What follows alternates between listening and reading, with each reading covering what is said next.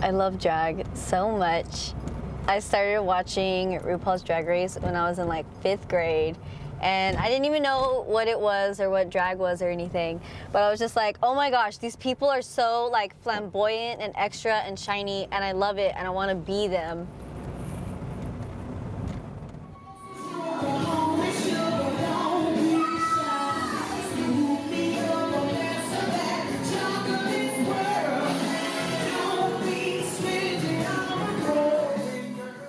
One day he was like, oh, I'm just depressed and gay. And I'm like, same. And he was like, and he double checked. And it was like, wait, gay? And I'm like, yeah, girl. And he was like, oh, work. I didn't know. Oh, because I guess I'm very straight passing or whatever, what that means. And also, yeah, uniqueness for sure. There's something about the Austin scene. Okay, he asked Gabby. Thank you. Can you believe this? Yes. Drag means to me, what does drag mean to me?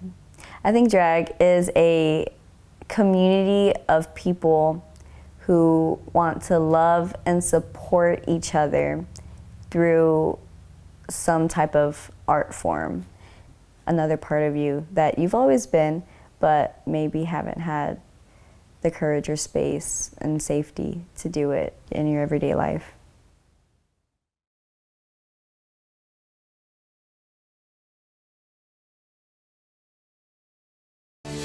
First tonight, the latest information about the coronavirus outbreak to bring you facts, not fear. We want to start out by saying there are still no confirmed cases of the illness here in Central Texas. The University of Texas is extending spring break and moving some classes online. Every single restaurant and bar in the city of Austin must be closed to the public. For the first time ever, South by Southwest will not go on due to concerns of a coronavirus. If you live in Travis County and you don't have a face mask, you're going to have to get one. Stay-at-home orders that was set to expire yesterday has been extended in Travis County. 1,000 new cases and 14 additional deaths from yesterday. In Central Texas, no signs of the virus slowing down either. 52 cases new in Travis County, and now its 7th fatality.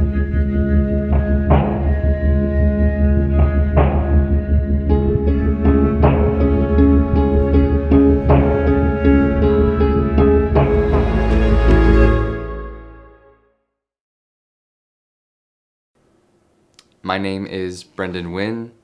My name is Taylor Henson. My name is Cari Johnson. My name is Maiato. COVID-19 became a pandemic in the middle of my senior production course alongside my group mates. And now, since the coronavirus happened, we had to completely scrap that idea and make it about us and how we're dealing with quarantine and trying to get through this pandemic.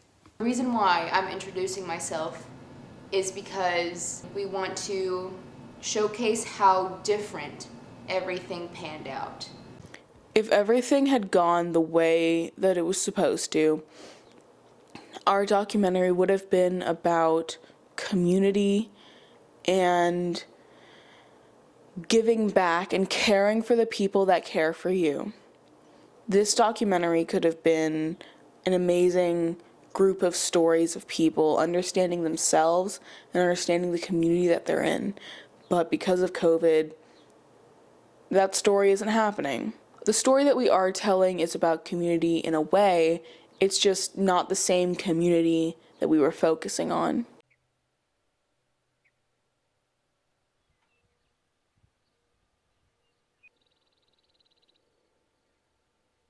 I've seen a lot of my friends and a lot of people on the internet kind of just going crazy because they have to stay home, but I really enjoy being home. I'm not bored, I'm not lonely, I'm not going crazy. Planting helps keep your mind busy and keep your mind off of what's happening, keep my mind off of not having a graduation and not getting to pursue the original idea of my documentary, not getting to hang out with my friends. I thought about this. I was pretty upset when graduation was postponed. I'm pretty sure they're gonna cancel it. because I don't get that moment. You know, I don't get to walk for my bachelor's. But as time went on, I guess 2 weeks, I thought about it. I felt like I was grieving over a privileged thing. There's just so much more to worry about than canceled plans. And once I really got that perspective, I started coping with what's happening better. It's obviously terrible what's happening, but you just gotta stay positive.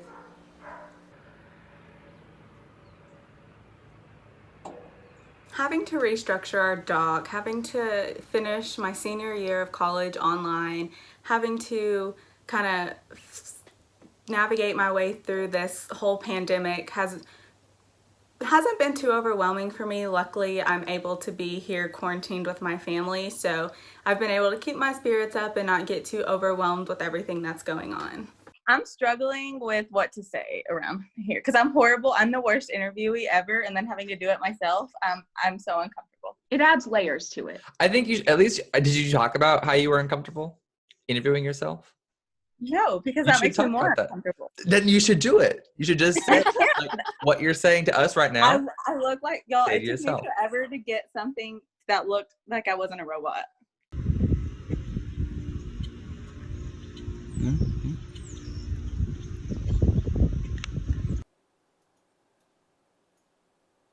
There, that Demogorgon is loud. Yeah, he do be loud. Ooh. Where did he put it? I don't think he finished putting it down. I'm going to try to get the one. Oh, yes, he did. The idea for the documentary actually first came to me about 2 years ago. I wanted to convince them that we could do something this insane, this taxing, while, you know, we also had jobs and other classes. And I couldn't be more thankful that they were not only trusting in me, but trusting in the idea that we could do it. We got one amazing shoot down in Austin, Texas. We got to meet up with my good friends, Gabby and Chris, who were going to be two of the main subjects of our documentary. As it became more obvious that we weren't going to be able to do this documentary, I remember having to call them and tell them, hey, thank you so much for letting us come down for this weekend, but this documentary just isn't going to happen. Can we start with rowing? That's the one that thrills me the most right now. I don't see why. Are you ready? All right, this is rowing with an excavator. Back towards shore. I'm transgender, which is why my name is Michael, but I sound and look like this. I very recently got on testosterone, which is amazing. We were at an event called Drag Out the Vote.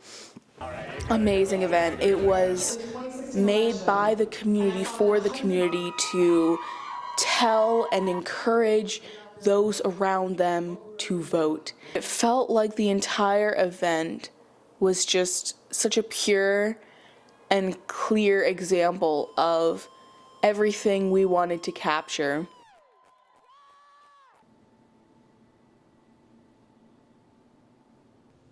I went to go pick up my prescription yesterday, and I got to drive, and I got to see people in their cars, and it gave me some sense of excitement, because that's how, like, purely isolated, besides seeing my parents.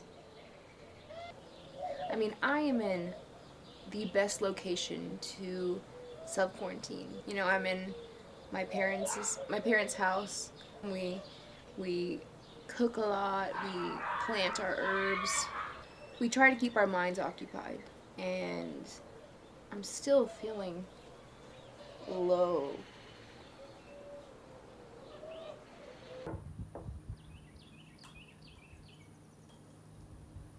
My dad, he got tested so he could come here and see us, and he didn't want to come, you know, and he owns an oil field company, so he's like around so many people, and he's been around them, and so he's like, I'm gonna get tested. He called me, he was like, I was crying. That thing had me in tears. They go deep. Touched my brain, I think. I was like, oh my God. Yeah, like a girl described it and said it was like they pulled her brain out through her nose. Yeah, they go. Like that's how far back they had to reach. You know, it's been really hard to want to create something that is just a reminder of what you lost. You know, I do feel loss. There wasn't a day that went by that I wasn't incredibly thankful and excited to get to tell the story that we were. But the reason why we are still making this documentary is just to showcase how our lives planned out, showcase what could have been. Although our community documentary was scratched, we still have made this into some sense of community together because we're all going through the same thing.